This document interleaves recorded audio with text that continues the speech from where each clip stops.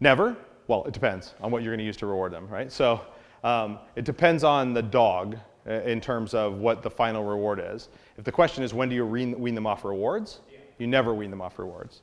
They're on random reinforcement. You go from rewarding every repetition to variable reinforcement and eventually random reinforcement. But there's always some chance where they're going to get rewarded.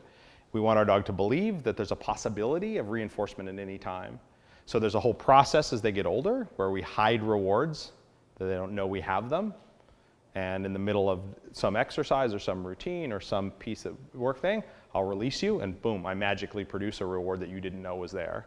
So we create what we call believers. Our dogs think that at any time there's a possibility that I could get a reward if I'm asked to do something. And then when they don't get it, there's a reason that people go to Vegas and sit there in front of a slot machine for 48 hours straight without sleeping in a diaper and everything else, right?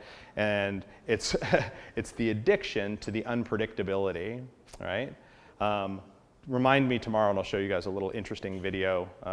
There's a neurobiologist at Stanford that does a series of lectures. His name's Robert Sapolsky, and we talked to him. He's talking a lot about dopamine, which is a hormone that's manufactured in the brain. And the dopamine used to be called the pleasure hormone, but really it's the anticipation of pleasure hormone.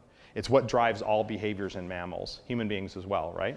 So the anticipation of reinforcement is stronger than the reinforcement itself at a certain point. And so he's talking about primates. He does experiments with monkeys, and he talks about the process of introducing them to a behavior chain, like the monkey learns to go into a cage and pull a lever a certain number of times and get a food reward.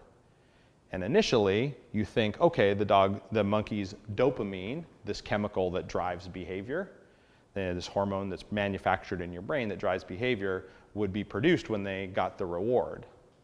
But that's not the case. In the early stages, it's produced and they get the reward. But as they move forward in the process, as soon as the monkey enters, once they know the behavior, the monkey enters the cage, sees the light which says, I can pull the lever and get a reward. And as soon as they see that, they go, aha, I know what I'm going to do. I'm going to go pull that lever. I'm going to get a reward.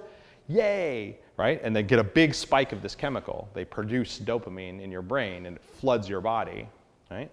And then that production drops off when they get the reward. So it's actually what's internally reinforcing to the monkey is the anticipation of potential reward, right? Or the anticipation of reward.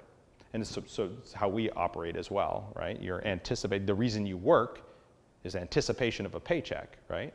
You defer your gratification with the idea that if I do this, I'm going to get something later, right? And so once you recognize what you need to do, you're excited. You're like, I know what I'm going to do. I'm going to do this, and I'm going to get paid, right? And so they have that same thing. And then the interesting thing was that when they switched from rewarding the monkey every single time, they rewarded half the time, 50% of the time. And the dopamine spike doubled. It got huge. They produced tons of dopamine because you introduced the possibility of maybe. Is how Sapolsky would say it. But it's the idea that when you don't get reinforced when you think you are, then you think like, oh man, well next time for sure, right? Next time's going to be it, right? And so this is why people gamble, right? Once you've sat down in front of the slot machine and you think there's a possibility of being paid, every time you pull the lever and don't get paid, you say, well, of course the next time's got to be it.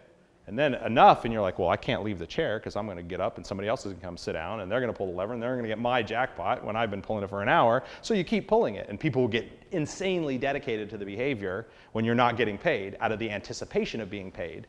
So that's what we're manipulating in reward-based training, right?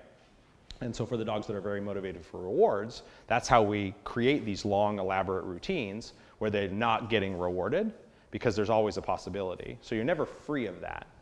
For some dogs that are less motivated, their performances will begin to drop off at a certain point.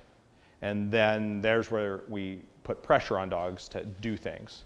So then we have both sides. There's always a possibility you'll get rewarded, but also you have to do certain things as well, whether you want to or not. And that way we compensate for the dogs that are less motivated for rewards, and so anticipation of reward is less a driver of behavior. But we're never free of rewards. Just like if you train the old-fashioned way with pressure, you're never free of pressure reinforcement either. It's not like you correct a dog for a behavior and you never have to do it again. If you suddenly stop correcting them for a given behavior, it'll eventually come back, right, in those circumstances.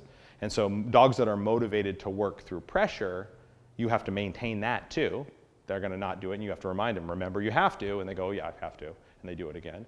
And then later they may like, do I still have to? Because I don't want to do it. And you go, yes, you still have to. And they go, okay, I got to do it, right? So there is no dog training that is free of reinforcement forever. It's just a matter of how and when, and there is a process for weaning off.